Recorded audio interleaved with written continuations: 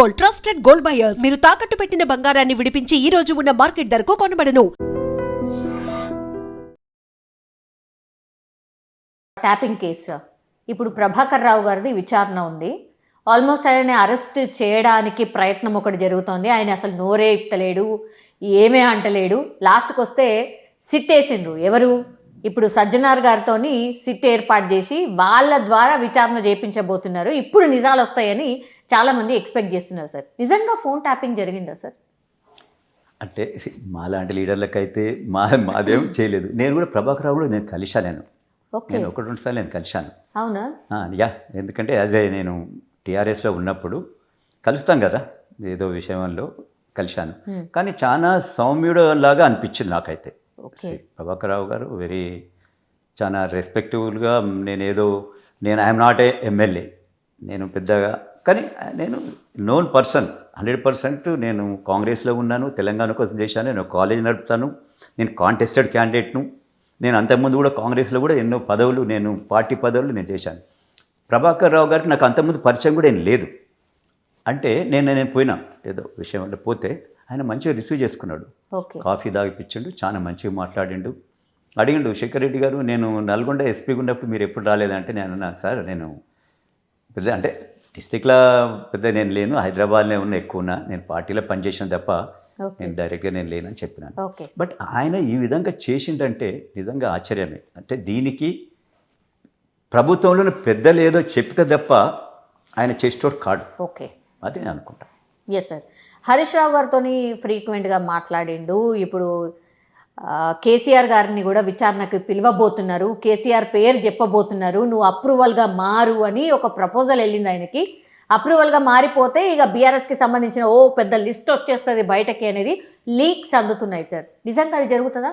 నిజంగా చెప్పాలంటే సౌమ్య గారు, కేసీఆర్ గారు ఏమన్నారో తెలియదు మనకు. ప్రభాకర్ రావు గారు డెఫినెట్ హైకమాండ్ చెప్పినందుకే అది ఆయన చేసిండు, దాంట్లో డౌట్ లేదు. ఎందుకంటే హరీష్ రావు గారు మాటిమాటికి ఎందుకు కలిసిండు?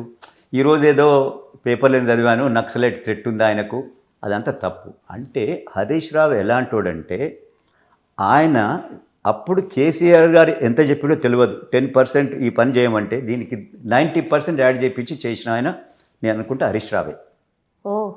ఎస్, ఎందుకంటే హరీష్ రావు ఎంత పైగా చెప్తాడో, బట్ యాజ్ ఏ పర్సన్ నాకు అనిపించింది ఆయన అంత ఏమంటారు క్లీన్ మనిషి అయితే కాడు. దీంట్లో ఎక్కువ ప్రమేయం అంటే ఆ రోజు ఈయనతోటి ప్రభాకర్ రావు గారితోటి ఫోన్ ట్యాపింగ్ చేసేటప్పుడు అప్పుడున్న సీఎం కేసీఆర్ గారు కొంత చెప్పొచ్చు, వీళ్ళ మీద ఇంపార్టెంట్ చేయొచ్చు. దానికి ఈయన ఇంకా యాడ్ చేసి ఇది అంతా నడిపిన ఆయన హరీష్ రావు అని నేను అనుకుంటాను. కాబట్టి ఆయన అన్నిసార్లు కలిసిండు. ఈరోజు సరే ప్రభాకర్ రావు గారు అనొచ్చు, లేదా ఆయనకి థ్రెట్ ఉంది చేయబట్టి. థ్రెట్ ఉంటే నువ్వు రోజు పోయి కలవాల్సిన అవసరం ఏంది? థ్రెట్ ఉంటే నువ్వు ఆయనకు కావాల్సిన సెక్యూరిటీ ఇస్తావు. కానీ ఒక చీఫ్ అయిపోయి ఆయన కలుస్తాడా? ఎంతోమంది థ్రెట్ ఉంటుంది, వాళ్ళందరూ పోయి కలిసిండు ఆయన. సో ఈయన డైరెక్షన్ కేసీఆర్ గారు మీకు తెలుసు, రోజు ఆయన నోటికెళ్ళి ఏం డైరెక్షన్ ఇవ్వడు, ఎవరి త్రూ ఇస్తాడు. సీఎం అయితే రోజు అయితే చెప్పడు కదా, ఒకసారి అపాయింట్ చేస్తే దేనికి చేసినా ఒక ఫస్ట్ డే చెప్తాడు. దాని తర్వాత ఎంటైర్ డైరెక్షన్ నేను అనుకుంటా హరీష్ రావు గారు ఇచ్చిండని నేను అనుకుంటా. ఓకే, సో ఇప్పుడు అప్రూవర్గా మారుతారా ప్రభాకర్ గారు? నేను అనుకుంటా మారడేమో. అవునా? చెప్పరంటారా? ఎందుకంటే ఆయన చూడరి, ద డే 1 గవర్నమెంట్ వచ్చిన కాంచి ఆయన గురించి చూస్తే ఆయన యుఎస్కి వెళ్ళిపోయాడు.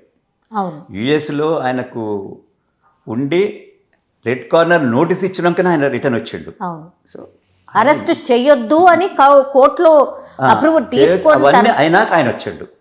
కాబట్టి ఆయన 100% ఆయన అప్రూవల్ మారాడు. ఆయన ఈజ్ వెరీ లాయల్ టు ఆ గవర్నమెంట్. Okay, no doubt. నోరిప్పుడు మరి ఇది ఏ విధంగానైతే ఇప్పుడు ఏదైతే సీట్ వేసిండ్రో వాళ్ళు దిగ్గు తెలుసాల, వాళ్ళు డెఫినెట్ ఈయన నోరిప్పకున్నా కమ్యూనికేషన్ తోటే కదా పోయింది. ఎవరు ఎందుకు చెప్పిండ్రు, ఎంతమంది చేసిండ్రు తెలిసిపోతుంది. ఎండ్ ఆఫ్ ది డే ఎవరు దీంట్లో ముఖ్య కారణం అనేది తెలుస్తుంది. తెలిసిన వాళ్ళ మీద డెఫినెట్ కావాల్సిన వాళ్ళ మీద ఛార్జ్ షీట్ అవుతుంది, తగిన విధంగా వాళ్ళని శిక్షిస్తారు.